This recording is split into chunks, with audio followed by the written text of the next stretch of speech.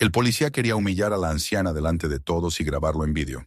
No sabía que se trataba de la madre del agente que llevaba tiempo investigándolo. Suscríbete y escribe en los comentarios de qué ciudad eres. El tren AVE se deslizaba con suavidad por las tierras cálidas del sur, dejando atrás el gris nostálgico de Valencia. En el asiento junto a la ventana, Isabel Rojas mantenía las manos entrelazadas sobre un bolso de cuero desgastado, su mirada fija en el paisaje difuminado por la velocidad. A sus 79 años, había aprendido a observar sin comentar, a analizar sin juzgar y a callar incluso cuando las palabras parecían hervir en la garganta. Aquella mudanza no era un simple cambio de ciudad, sino un corte profundo con lo que había sido su vida durante décadas. Cerró los ojos por un instante, escuchando el leve zumbido de los raíles, y se preparó mentalmente para un nuevo capítulo que no había pedido, pero que, por alguna razón, la vida insistía en escribir. San Eusebio apareció ante ella como una postal detenida en el tiempo. Casas encaladas con persianas verdes, un campanario que marcaba las horas con serenidad, y calles tan limpias que parecían recién barreadas por la madrugada. Al bajar del tren, el calor seco de Andalucía la envolvió con una mezcla de bienvenida y advertencia. Su hijo Esteban la esperaba en el andén, vestido con una camisa de manga corta y gafas oscuras. La abrazó sin demasiadas palabras, como siempre, pero el leve temblor en sus manos delataba una emoción contenida. Isabel le devolvió el gesto con la misma economía de palabras, como si ambos supieran que lo verdaderamente importante entre ellos no necesitaba ser dicho. El coche de Esteban era un sedán modesto, sin adornos. Condujo por calles serpenteantes mientras le describía la ciudad con frases cortas, como si no quisiera dar demasiada información de una sola vez. Isabel notó las miradas que les lanzaban algunos vecinos desde las terrazas. No hostiles, pero sí atentas, casi inquisitivas. Esteban fingía no notarlo, o tal vez estaba ya acostumbrado. Pasaron frente a una plaza con bancos de hierro y una fuente circular donde unos niños jugaban bajo la vigilancia discreta de una señora sentada en la sombra. Todo parecía tranquilo, casi idílico, pero Isabel, con su instinto cultivado en años de silenciosa observación, percibió una tensión subyacente, como el zumbido de un cable de alta tensión oculto bajo tierra. La casa de Esteban se encontraba en las afueras, en una calle sin salida flanqueada por limoneros. Era una vivienda de una sola planta, con tejas rojas y un pequeño jardín cuidado con esmero. Por dentro, el mobiliario era simple y funcional, todo en su lugar, sin rastros de decoración personal. Isabel notó los cerrojos reforzados en las ventanas y una radio colocada en una estantería, que parecía sintonizar más frecuencias de las normales. No preguntó nada. Sabía cuándo debía esperar a que las respuestas llegaran solas. Durante los primeros días, Isabel se dedicó a instalarse con meticulosidad. Colocó sus libros, desempacó la loza antigua que había decidido traer y preparó una mermelada de albaricoque siguiendo una receta que su madre le había enseñado de niña. El barrio era silencioso, con vecinos que saludaban con educación pero sin demasiada efusividad. Fue en el mercado matutino donde comenzó a tejer sus primeros lazos. Las vendedoras se mostraron amables, y una de ellas, Rosario, le sugirió que buscara trabajo como cuidadora de niños. Hay muchas madres jóvenes en el cuartel de la Guardia Civil que necesitan ayuda, comentó con naturalidad. Isabel asintió, no porque necesitara el dinero, sino porque comprendía que, para entender un lugar, debía entrar en sus cocinas y en sus conversaciones pequeñas.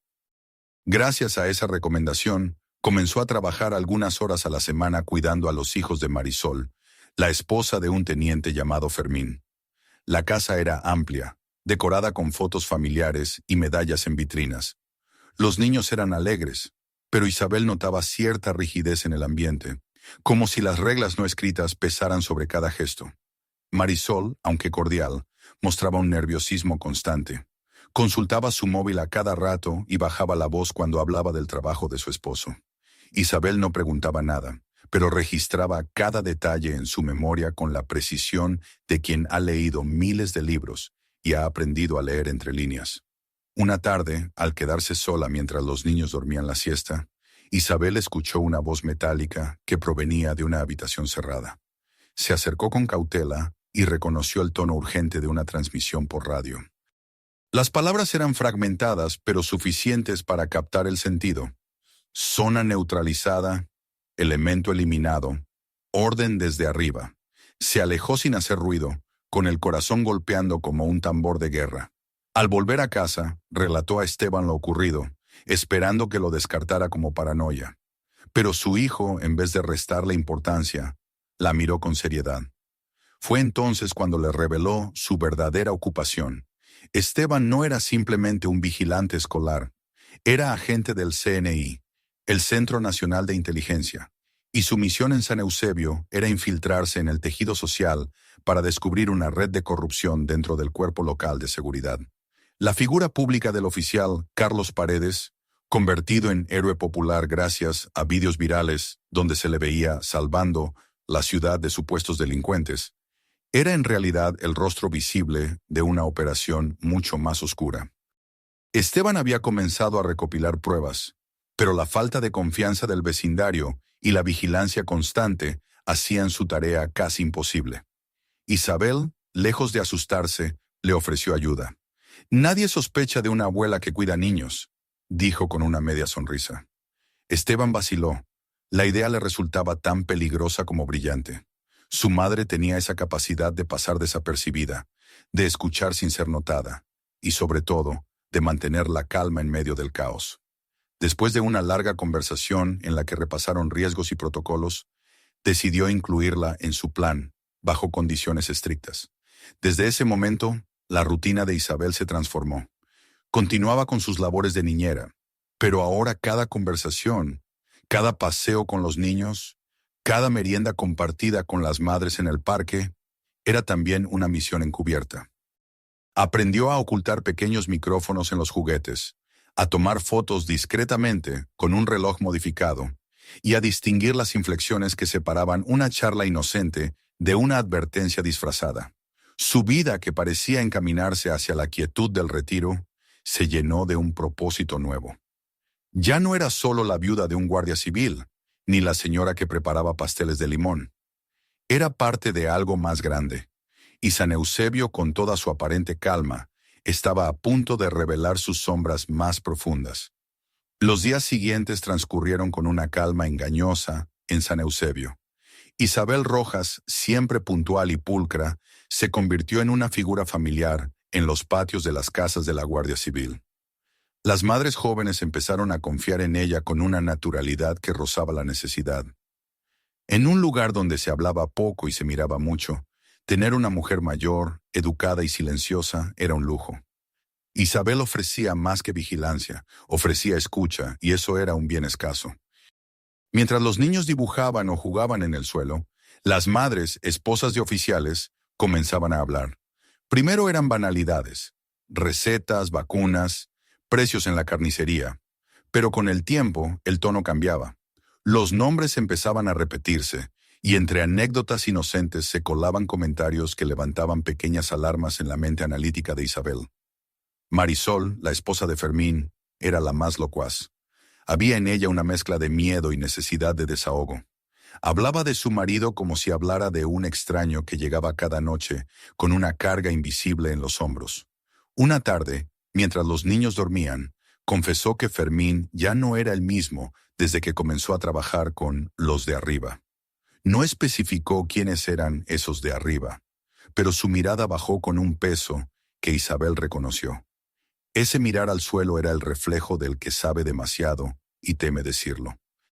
Otra madre, Patricia, mencionó sin querer que había habido una redada en el barrio de los marroquíes y que, curiosamente, todos los detenidos fueron liberados sin cargos, pero se les había aconsejado abandonar el pueblo.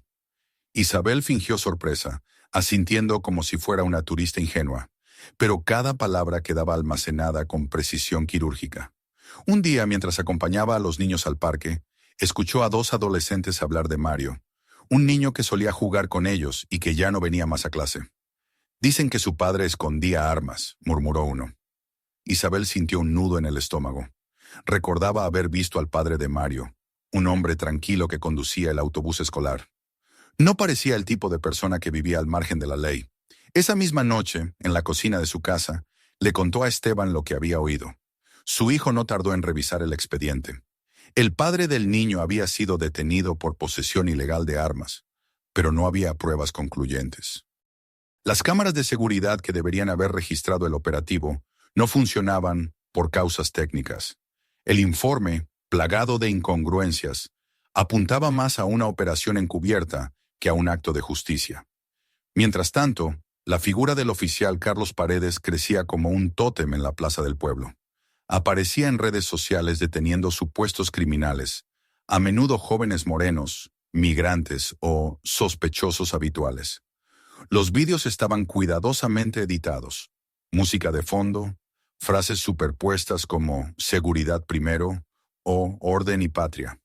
La comunidad, harta del miedo latente, empezó a verlo como un salvador. Pero Isabel, con su mirada de bibliotecaria retirada, empezó a notar los patrones. En más de un vídeo aparecían los mismos elementos de fondo, los mismos agentes, incluso las mismas frases. Algunos de los detenidos parecían actuar más que resistirse. Uno en particular, un joven con chaqueta roja, aparecía en 3 vídeos distintos. Isabel los mostró a Esteban, quien, tras analizarlos cuadro por cuadro, confirmó que se trataba de la misma persona. El montaje era evidente. No eran redadas, eran espectáculos. La sospecha tomó cuerpo. Carlos Paredes no era solo un oficial con ambiciones mediáticas. Era el rostro de una estructura que manipulaba la percepción pública para justificar el control social. Las acciones eran escenificaciones que servían para infundir miedo y legitimar decisiones arbitrarias. El objetivo no era la justicia, sino la obediencia. Isabel comprendió que la línea entre propaganda y poder había sido borrada y que el miedo era la nueva moneda de control. Empezó a trabajar con más rigor. Grababa conversaciones con un micrófono escondido en un llavero, tomaba fotos con una pequeña cámara oculta en sus gafas y escribía resúmenes meticulosos en una libreta que escondía entre sus libros de cocina. Su casa se convirtió en un centro de documentación improvisado. Las pruebas se acumulaban. Conversaciones entre oficiales que hablaban de limpiar zonas, listas de personas marcadas como problemáticas, mensajes cifrados en las órdenes internas. Isabel entregaba todo a Esteban, quien lo codificaba y enviaba al centro del CNI. Una noche, mientras revisaban los archivos, él la miró con una mezcla de orgullo y preocupación. «Eres la mejor agente encubierta que tenemos», dijo. Isabel sonrió, pero no era una sonrisa alegre. Sabía que lo que hacían era peligroso. Cada día se adentraban más en un terreno donde un paso en falso podía significar la desaparición. Pero ya no había vuelta atrás. Habían descubierto un engranaje demasiado grande para ignorarlo. Entonces llegó la información que les confirmó lo peor. Una fuente confidencial del propio cuerpo de seguridad alertó sobre una operación especial planeada para la Feria de San Juan.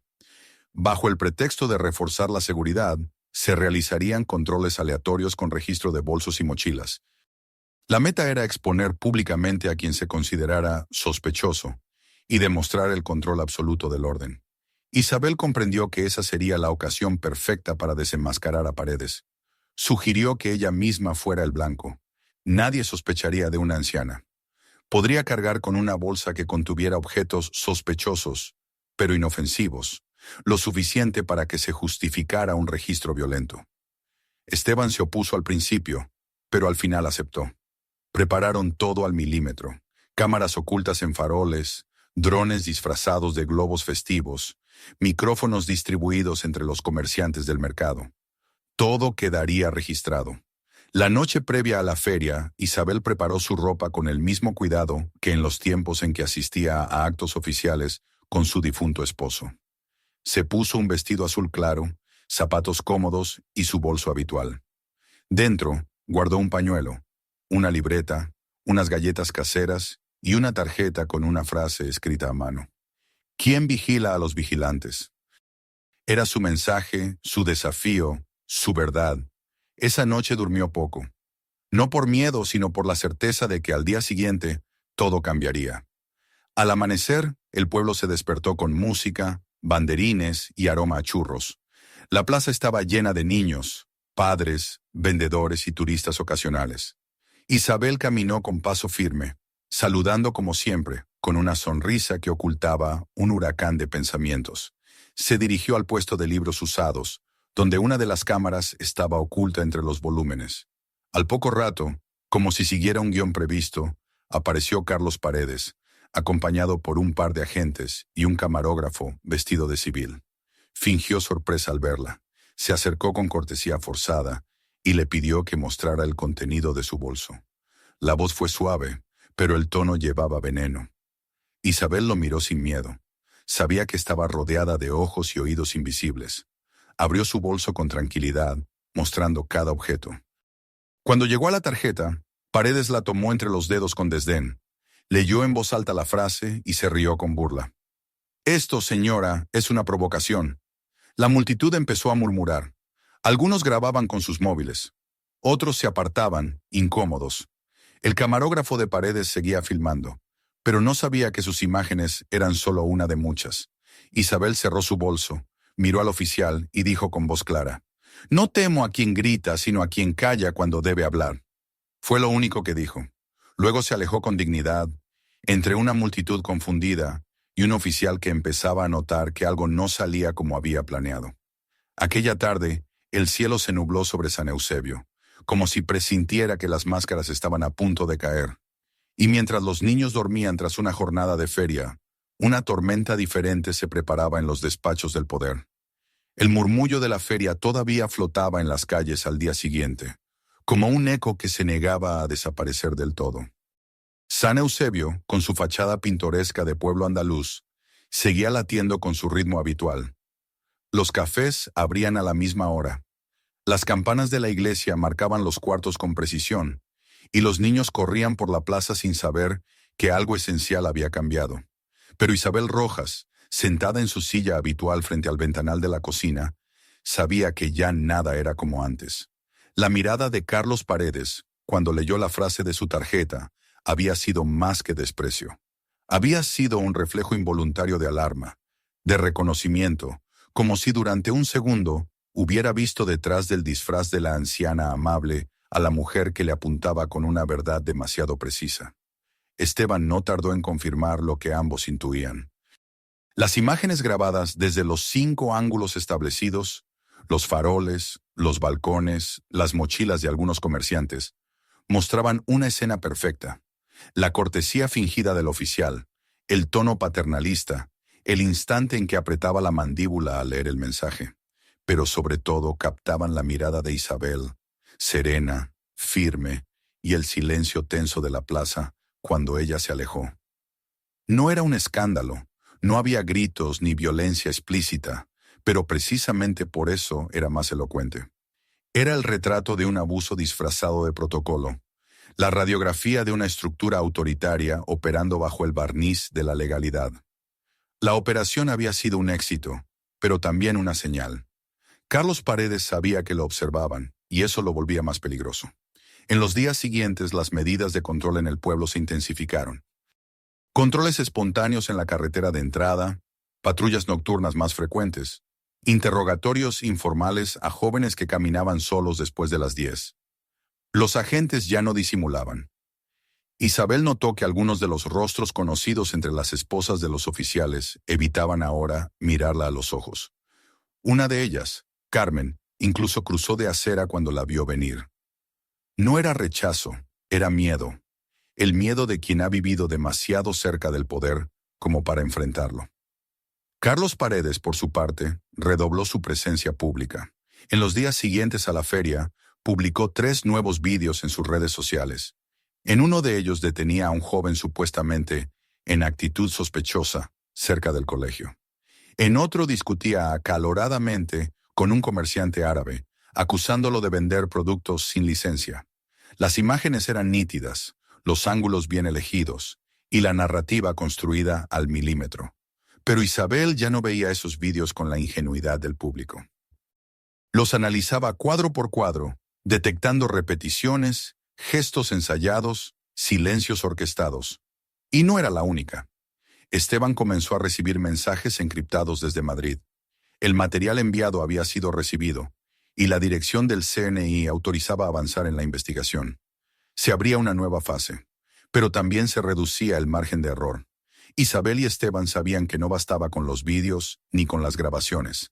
Necesitaban testigos, gente del pueblo que estuviera dispuesta a hablar, y eso era más difícil. El miedo había calado hondo en San Eusebio. Muchos de los habitantes dependían directa o indirectamente de la Guardia Civil. Empleos, beneficios, protección. Denunciar a Paredes era denunciar un sistema que sostenía el orden en apariencia. Pero poco a poco, con paciencia de bibliotecaria y constancia de madre, Isabel fue tendiendo puentes. Escuchaba sin juzgar, compartía silencios, dejaba caer comentarios aparentemente inocentes. Fue así como una tarde, mientras preparaba galletas con las hijas de Marisol, la madre le confesó en voz baja que su esposo llevaba semanas sin dormir, atormentado por un operativo en el que habían desalojado a una familia con niños pequeños a las 2 de la madrugada. Él no quería hacerlo, dijo, pero si se negaba, lo trasladaban. Esa frase quedó flotando en la cocina como un lamento. Esteban, al escuchar el testimonio de su madre, entendió que el punto de inflexión se acercaba. Decidieron concentrar esfuerzos en los operativos que Paredes justificaba como acciones preventivas. Analizaron rutas de patrulla, compararon reportes y descubrieron una alarmante coincidencia. Todas las actuaciones ocurrían en barrios donde residían personas racializadas, migrantes o familias sin vínculos con la estructura policial. Ninguno de los casos había sido reportado en la prensa local, pero sí documentado internamente con frases ambiguas como restablecimiento de la convivencia o acción disuasiva. Isabel, cada vez más decidida, se ofreció para visitar a algunas de las familias afectadas. Su perfil de anciana amable le permitía acceder a lugares donde otros serían vistos con recelo. Tocaba las puertas con una bolsa de pan o un frasco de mermelada y pedía hablar, unos minutos, si no molesto. Algunas puertas no se abrían, otras se entreabrían con desconfianza. Pero hubo una en particular que cambió el rumbo de los acontecimientos. Fue la casa de Omar, un joven marroquí de 27 años que había sido detenido frente a su tienda sin orden judicial, golpeado y liberado horas después sin explicación. Su madre, Amina, la recibió con lágrimas contenidas y una desconfianza casi agresiva. Pero cuando Isabel, sin rodeos, le dijo, «Estoy aquí porque sé lo que le hicieron a su hijo y porque no quiero que se repita», la mujer se quebró. Hablaron durante 2 horas. Isabel grabó todo con el consentimiento de Amina. Era el primer testimonio directo, el primero de muchos. Con ese impulso, Esteban solicitó apoyo a la unidad de análisis del CNI. Los datos comenzaron a fluir. Listas de operativos, patrones de conducta, nombres de víctimas. Pero también apareció algo más inquietante. Vínculos entre Carlos Paredes y una fundación de corte ultraconservador con sede en Madrid. La fundación financiaba programas de formación ciudadana y recuperación del orden tradicional. Entre sus patrocinadores figuraban empresas de seguridad privada, exmilitares y políticos retirados. Paredes no era un improvisado, era un engranaje cuidadosamente ubicado. El plan para exponerlo debía ser impecable. Esteban propuso una acción conjunta con los medios nacionales, pero Isabel lo detuvo. No basta con mostrarlo. Hay que demostrar que no fue un error, sino un patrón. La clave era la próxima acción de Paredes, y todo indicaba que estaba preparando algo grande.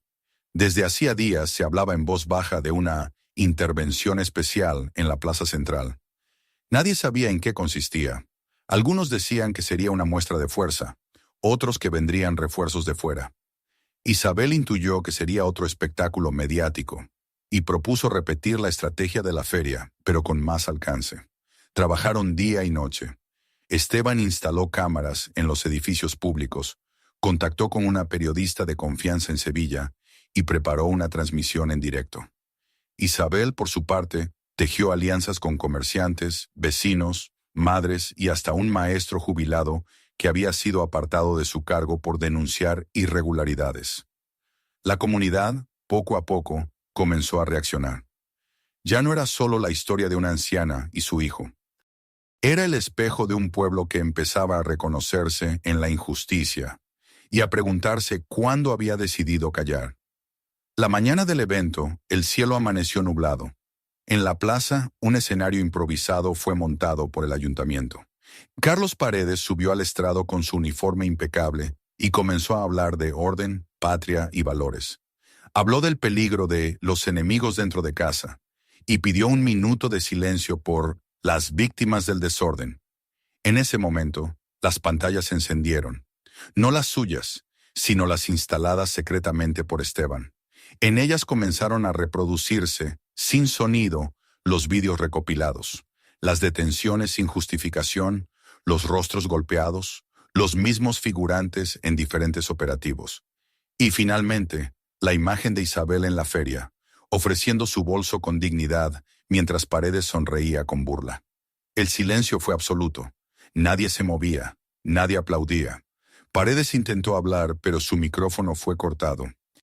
Al fondo, una patrulla sin distintivos descendía de un coche oscuro. Eran agentes del CNI. Venían por él. Y así, en una plaza donde por años reinó el miedo, se escuchó por fin algo más fuerte que las sirenas. La verdad. La detención de Carlos Paredes no fue un acto ruidoso ni espectacular. Aunque el momento en que los agentes del CNI lo escoltaron fuera del escenario, quedó grabado en la memoria colectiva del pueblo como un símbolo del fin de una era. La plaza, que momentos antes había sido el teatro de sus discursos inflamados y su autoproclamado liderazgo moral, se sumió en un silencio denso, casi reverente. Nadie aplaudió, nadie gritó, incluso los niños dejaron de correr. Solo el sonido firme de los pasos de los agentes y la voz metálica del comunicador que confirmaba el protocolo de arresto rompían el aire. Isabel observaba desde uno de los balcones cercanos, sin moverse, con los dedos entrelazados sobre su delantal. No sintió júbilo ni alivio, sino una extraña serenidad que solo llega cuando lo inevitable se cumple. Las horas posteriores fueron un torbellino. Las noticias se propagaron como fuego seco. Detenido el agente Carlos Paredes por abuso de poder y manipulación mediática. Decían los titulares de El País, La Vanguardia y El Diario. Las imágenes que el equipo de Esteban había recogido y que ahora eran parte del expediente público, mostraban un patrón sistemático de detenciones ilegales, uso de actores en operaciones ficticias, y una red de financiación opaca con conexiones con organizaciones radicales. La Fundación Tradición y Orden, hasta entonces un nombre apenas conocido por los ciudadanos, apareció en todos los informativos como el epicentro ideológico y logístico de una red de control social disfrazada de moral pública. En San Eusebio, la conmoción se transformó lentamente en reflexión. Al principio, algunos intentaron defender a Paredes, alegando que solo quería proteger al pueblo. Otros, muchos más de lo que Isabel habría imaginado, comenzaron a recordar episodios silenciados, hermanos arrestados por hablar en las manifestaciones, padres sancionados por oponerse a ciertas decisiones escolares, jóvenes obligados a abandonar sus trabajos por falta de compatibilidad con los valores del municipio. De pronto, lo que antes parecía aislado se revelaba como parte de un todo. La estructura de miedo, tan bien montada, empezaba a desmoronarse con el peso de la verdad. Esteban fue citado a Madrid, no como acusado ni testigo, sino como pieza clave de la operación. Su informe final, acompañado por las grabaciones, testimonios y análisis forenses, permitió a la Fiscalía iniciar procesos judiciales contra al menos 9 personas más, entre ellas 3 altos mandos de la Guardia Civil Regional y 2 concejales que habían permitido los abusos en nombre de la seguridad. El propio director del CNI lo felicitó personalmente y le ofreció un ascenso inmediato y una reubicación. Pero Esteban, tras una larga conversación con su madre, rechazó la oferta. San Eusebio no necesitaba otro agente. Necesitaba un ciudadano dispuesto a quedarse. Isabel, por su parte, se convirtió en una figura casi legendaria en el pueblo. No por sus actos heroicos ni por sus discursos, que nunca dio, sino por su constancia, su compostura y su manera de hacer visible lo invisible. Algunos la llamaban la abuela que nos devolvió la voz. Otros simplemente Doña Isabel. Ella seguía caminando cada mañana al mercado, saludando con su sonrisa discreta, comprando los mismos tomates, el mismo pan, la misma leche, Pero los ojos que la miraban ya no eran los mismos. Había en ellos un respeto que iba más allá de la edad, una gratitud que no necesitaba palabras. Fue idea de Esteban transformar la antigua biblioteca municipal, cerrada desde hacía años por falta de presupuesto, en un centro de memoria y participación ciudadana. Isabel no necesitó pensarlo mucho. Aceptó con la condición de que no llevara su nombre, sino el de todos los que habían hablado cuando era más fácil callar. El nuevo espacio, bautizado como Centro Ciudadano por la Dignidad y la Verdad, fue inaugurado con la asistencia de familias migrantes, profesores, comerciantes y un puñado de exagentes que ahora buscaban redención. En la fachada, grabada en una placa de piedra, quedó la frase que lo había cambiado todo. ¿Quién vigila a los vigilantes? Durante la ceremonia, Isabel permaneció sentada en una silla de madera, rodeada de niños que hojeaban libros y pintaban en hojas grandes sobre mesas bajas. No quiso hablar en público, pero accedió a leer un cuento a los más pequeños. Eligió uno sobre una niña que buscaba la luz en un pueblo sin ventanas. Su voz pausada y cálida llenó la sala con una intimidad que ninguna cámara podría capturar. Cuando terminó, uno de los niños, un pequeño de origen ecuatoriano, le tomó la mano y le dijo: «Gracias por hacer que los malos se fueran». Isabel no respondió, solo apretó su mano y asintió. Los días volvieron a su ritmo, pero algo había cambiado en la médula del pueblo. Las patrullas bajaron su intensidad, los controles desaparecieron y en las escuelas se organizaron talleres sobre derechos humanos y participación ciudadana. La Feria de San Juan, al año siguiente, fue distinta. No hubo discursos de poder ni demostraciones de fuerza. En su lugar, se hizo una lectura pública de cartas escritas por los vecinos contando cómo se habían sentido durante los años del miedo. Una de esas cartas, leída por una joven profesora, estaba firmada por una madre que aprendió a hablar gracias a una abuela valiente. Nadie tuvo que preguntar de quién se trataba. Isabel siguió siendo la misma. Cocinaba sus mermeladas, leía novelas policíacas y tomaba café con leche en su taza de cerámica azul. Pero en el fondo sabía que ya no estaba sola, que su silencio ya no era el único espacio donde habitaba la verdad. San Eusebio, con todas sus cicatrices, había despertado, y ella, desde su balcón, veía pasar a los jóvenes que alguna vez fueron blanco de sospechas, ahora caminando con la cabeza en alto. Una tarde, mientras barría las hojas del pequeño jardín frente a su casa, Esteban se le acercó con una carpeta en la mano. No era del CNI. Era un cuaderno escolar, con dibujos de los niños que asistían al centro. En la portada, hecha con témpera y recortes de revistas, aparecía una figura con gafas, moño gris y una sonrisa discreta. Debajo, en letras grandes y torpes, decía: «Isabel nos enseñó a no tener miedo». Ella cerró los ojos por un momento. El viento del sur traía consigo el olor del azahar. No sabía cuánto tiempo le quedaba, pero estaba segura de algo. Había valido la pena. Cada paso, cada escucha, cada palabra contenida, había valido la pena, porque a veces cambiar un pueblo no empieza con una revolución, sino con una abuela que escucha, observa y se niega a callar.